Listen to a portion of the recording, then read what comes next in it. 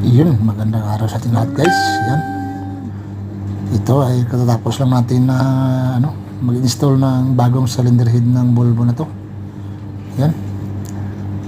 Bali yung nangyari kasi sa cylinder head na dating cylinder head ng engine na to ay nagkaroon ng crack. Nagkaroon ng crack yung cylinder head niya kaya nag-overheat siya. Kaya ito, dumating na yung bagong cylinder head. Kaya ito, wala na intro pa, salpaka na. Madali na yung pag-install to guys. Wala naman tayong ibang ita-timing dyan.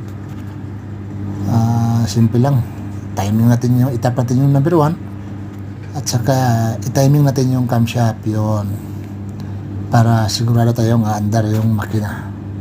Yan lang guys, God bless sa ating lahat.